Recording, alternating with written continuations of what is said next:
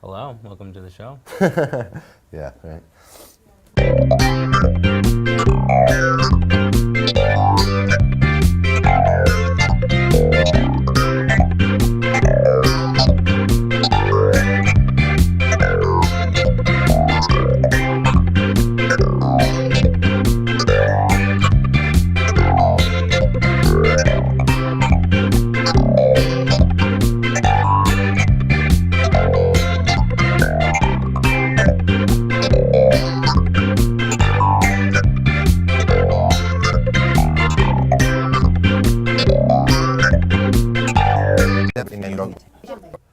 Hi, and welcome back to another episode of That's That.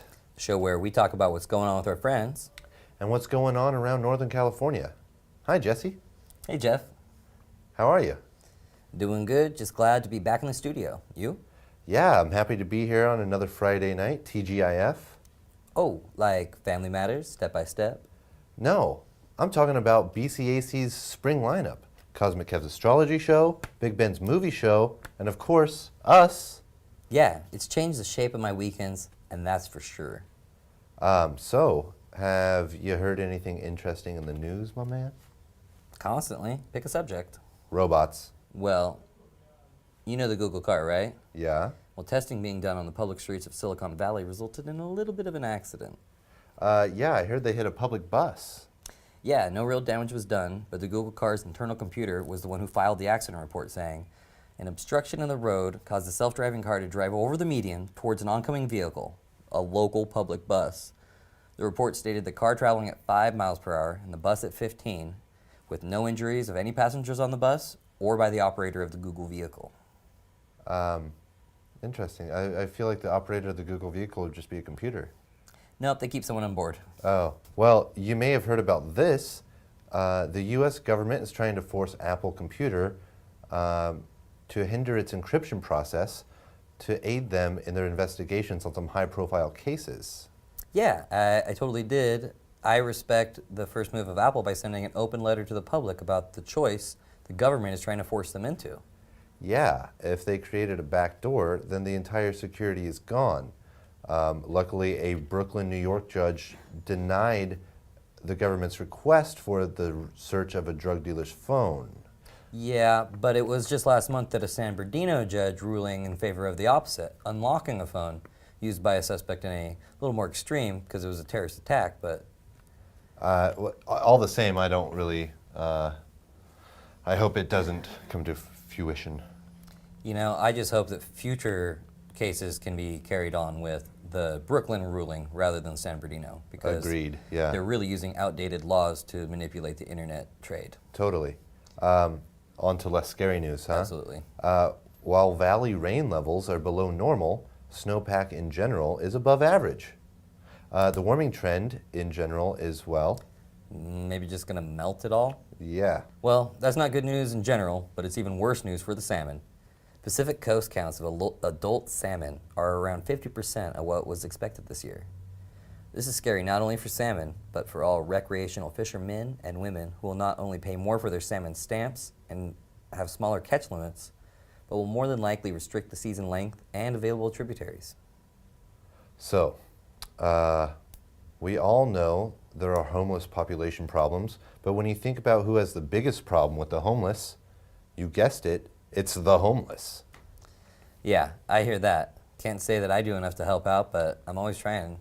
Well, sometimes just knowing you have a spot to set up a tent or a bedroll is a lot. The territorial nature can be quite extreme. I know what you mean. I've heard loud arguments about cap encroachment walking home through the parks at night. Yeah. Well, the city of Sacramento is opening talks about maintaining a tent city, bringing in experts from Seattle and other cities that have had successful programs. What does successful equate to? The final goal, of course, is to get them off the street and into the programs that are out there for them. Rehabilitation. Nice. Yeah. Well, on to one last little piece of news-like stuff. It's called a bagnet. It's a magnet for your bag. It's a device for your bag or purse or jacket, whatever. It's got a super strong magnet inside of it, so you can stick it against public restroom stalls to hang your stuff so you don't have to stick it on the ground. restaurant, bars, anything where you don't want to set your purse on that sticky floor. Well, it seems like it'll just destroy cell phones too, and cameras, screens. Look for BagNet online. All right, well, let's kick it over to Our Admiral of Accessories, fashion fanatic. Lakosha Nail. All right. All right. All right, we're on another episode of That's That Fashion segment. Today, I have a very special trend to share with you. It's a movement that I've been trying to move along the past few years. I've been with the lingerie as clothes movement. Underwear as outerwear. That's what we're talking about today. A lot of people are wearing the slip dress. I think that's a cop-out.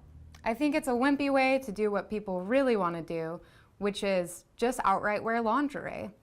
Less is more, right, ladies? Who doesn't like that? That's that. All right, so I'm talking about mesh. As much mesh as possible. Mesh on mesh on mesh. Lace.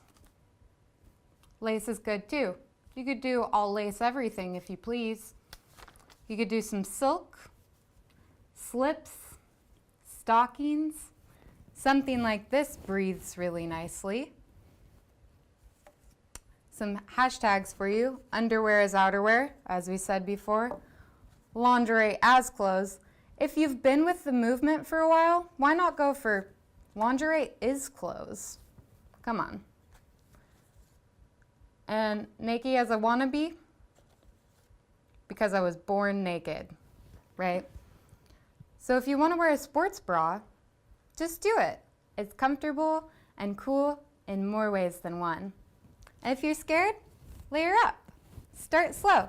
Start with something like this that breathes. Take it down a notch or up a notch, whatever you please. Don't be afraid of your armpit hair or your muffin top or whatever you got going on, because body shaming is over, because it's 2016 and we're in the future now, so get over it. So why not wear a leotard in public? Or, like I said, a metallic sports bra. Do what you want. Lingerie is clothes. And that's that. Well, outerwear is underwear, and underwear is outerwear, so do what you will. Yeah. Around Chico in the summertime, it seems that underwear is outerwear most of the time. It's the only wear. Well, let's kick it over to our local weatherman to see what the forecast is looking like this upcoming week, huh? Yeah, our manly meteorologist. Yeah. All right, check it out. Hey guys, Weather Daddy here, and it's my birthday. Happy birthday! I'm just kidding. April Fools. It's not my birthday. I got you, fool. You're such an idiot. Just stupid idiot. I got you. I guess you did. Yeah, you're a stupid idiot. Anywho, Skirdoos, do you even know why we goof people on April Fool's Day? Why? It's because of Christians. Could you elaborate on that at all? According to Bing.com, it's because of Jesus and some guy named Gregory who invented the Gregory calendar. I'm pretty sure he's related to my coworker Greg because he's kind of an idiot. He smells like soup. He never knows what day of the week it is. He also puts recyclable items in non-recyclable bin. Sort of guy is stupid. That doesn't seem right. Oh no, it's true. He does that all the time. No, about the Gregory calendar. Do you mean Gregorian? I don't know. Maybe. I don't. Do you know, man? Do you even Bing? I got Bing for my birthday today. Wait, I thought you said... So on Monday, it's the 4th. Only 16 days until 420 or Hitler's birthday. Hey. So whether you're loser or loser, either way, it's between paychecks. Tuesday will be about the same for you losers. But if you're not a bigot, please go out and enjoy your day. Wednesday, I thought we were going to have bunnies or rabbits. Did you get that video I sent you on YouTube? Can we just get on with this? What? Thursday, it's going to rain April showers. So that's it. Don't go outside. Don't call me. On Friday, getting ready for the weekend, I'm going to visit your mom. What? See, again, fool. I goofed you. It's April 1st, man. You got goofed again. I don't care about your stupid mom. Where did we find this guy? Oh yeah, I think Greg hired him. Wait, I'm still here, guys. I got it. Well, let's wrap it up, Weather Daddy. Okay. Another thing they used to do is to show who are the April Fools is they would draw a picture of a fish and stick it to the fool's back. Then all day long, they would yell, "April fish," at anyone with a paper fish on their back. I would hate to be one of those suckers. Will somebody get him out of here? We need to get to the next scene. Can I just hang out for a little bit longer, guys? Really like hanging out here. Man, if it's not one thing, it's another. All right, well, Come on, guys. Oh, are we leaving? Come on, kitty cat. Okay.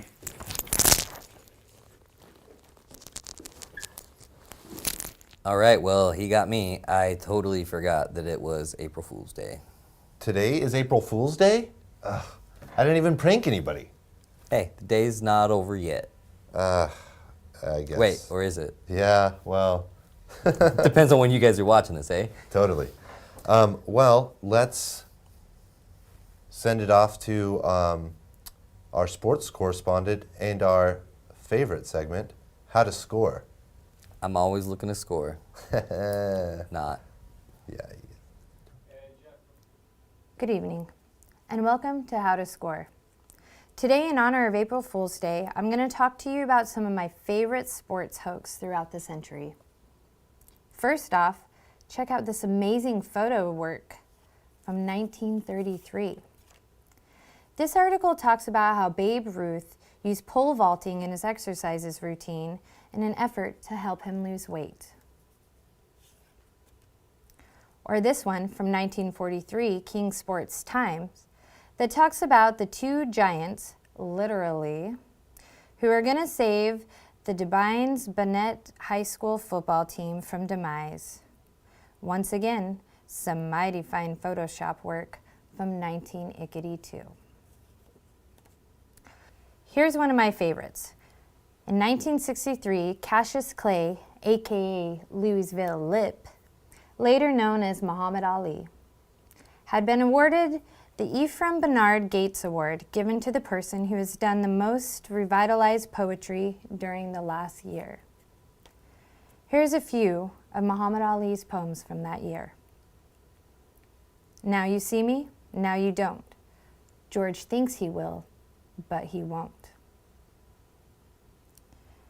It would be a killer and a thriller and a chiller if I get the gorilla in Manila. Thank you, Muhammad. And remember, Sports Illustrated teamed up New York Mets in 1985 to do an article on the fictitious up-and-coming pitcher Sid Finch, who would only wear one boot on the mound, no socks. He also studied yoga in his free time and could throw a fastball at 167 miles an hour. And I'd like to end today's segment with some actual sports news. Local Chico officials announced today that the city has passed a law that joggers can only run at a maximum speed of 6 miles per hour through the city's parks. Any faster, they said, and it would inconvenience the squirrels who are in the middle of their mating season. So remember to run while using caution. Look out for those squirrels. And that's that. April Fools. I hate sports. Yeah, you say that every time. Yeah. I said that when I was at the Super Bowl. Jesse, have you eaten today? I did, but you know me, I'm hungry. Yeah, you look hungry. Dang, man, dang old diddly. Yeah, that's right. We're going to check in and see what's going on right now with Ann G. Mama.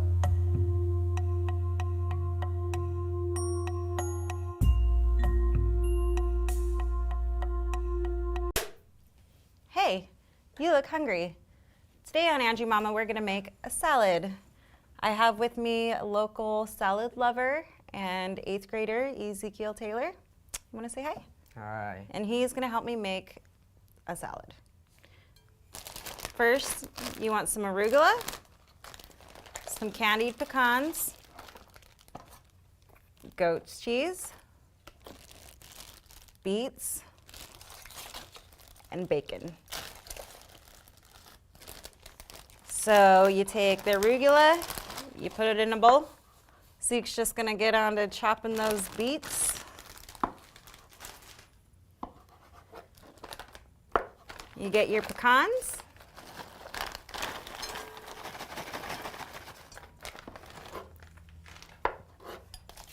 Your bacon.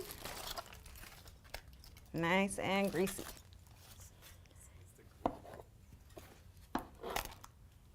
Your goat's cheese. You want to throw those beets on here, buddy? Mm-hmm.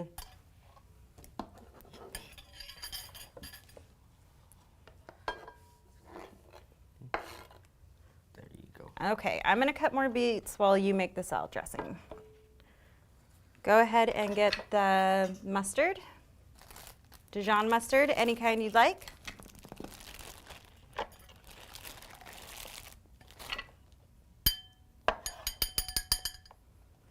And then olive oil. Go ahead and put about half a cup, or a quarter of a cup. That's enough? Yeah, that's good, that's good. All right. And then put in your balsamic vinegar.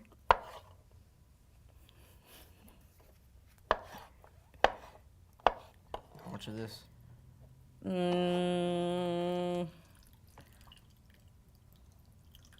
Good. Now mix it all up.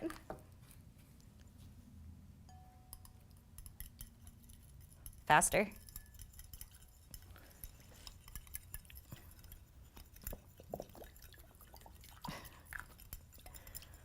All right, buddy. Now we put that on top of the salad. And you want to go ahead and toss it all together? Sure.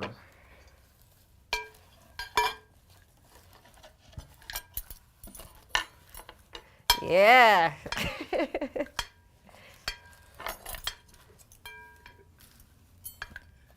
All right, are you ready to try your salad? Sure.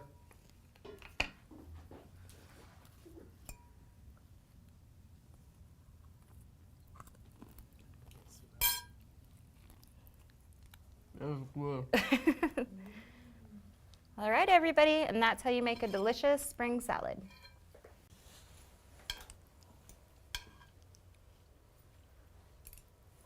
You hold it? All of it? Yeah. I'm just gonna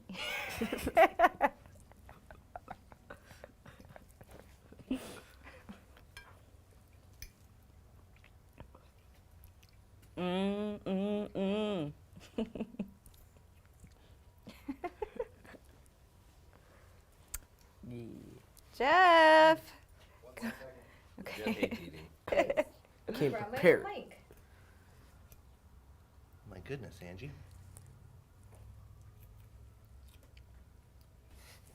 That's right. Delectable. Nice, clean eating. Bacon, It was plump cheese. with bacon, yeah. It's all mine. It's good for you.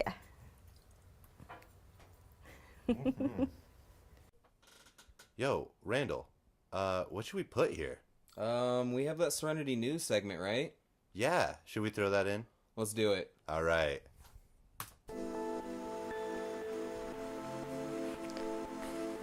Hello, and welcome to Serenity News.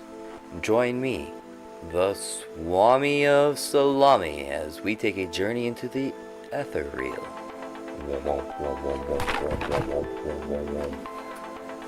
We're speaking of music today. Music of man. It's diluted by instruments, time, measure, syncopation. Do you ever listen to the wind as it rushes through the trees? Do you ever listen to the water as it flows across its rocks? Wind blowing, creating a hum and harmony. Do you think you can grasp such a subtle, beautiful noise? Can you isolate a single note? I think not. It is just a passing grain in the endless sand of the hourglass. Let me show you. Let me show you how. When you think about natural rhythm, I want you to think about the earth. We're circling, spatial in time, rotating in infinite speeds across the galaxy, expanding. But those noises, the water, flowing as all we do down the road to death, flowing as we all do, trying to think, wondering, where does it end? To take a moment in time and listen to the wind, the trees, and all the subtleties of the world. We would like you to join again for another edition of mental meditation that we like to call Serenity News. Ba-da-da-da-da. Boom.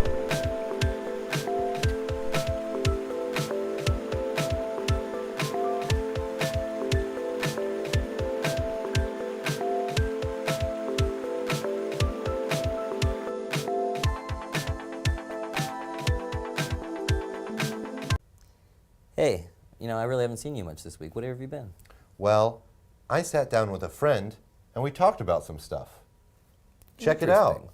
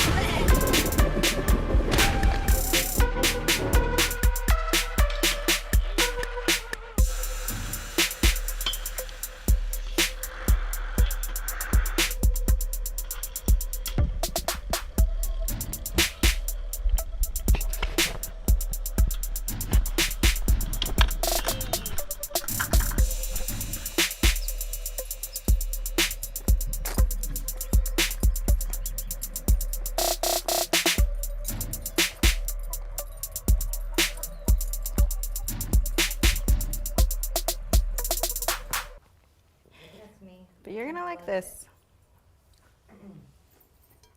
Should we add more beets in there? No, you guys are great. Or bacon? I do love some beets. Get in between the two, Jeff. I brought my own fork.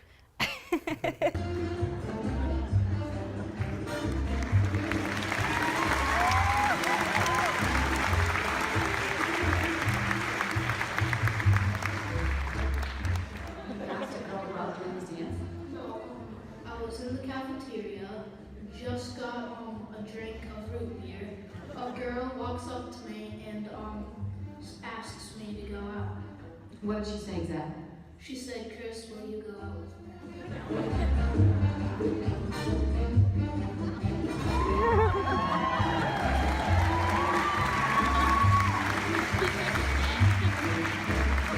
He grabbed her too.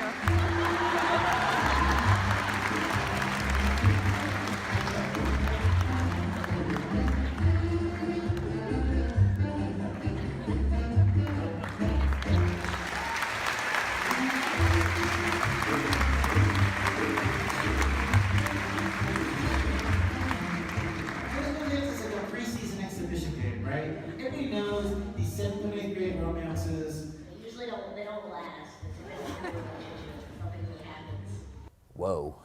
All right, yeah. Good stuff, huh? They seemed pretty cool. Yeah. Well, you know what? You're pretty cool. You're so cool by Hans Zimmer. Is that the name of that song? I hope I think so. you're thinking about Andre 5000, and it's What's Cooler Than Cool, You. Anyway, it's the end of the show. I hope you join us next week. But for now, that's that. All right.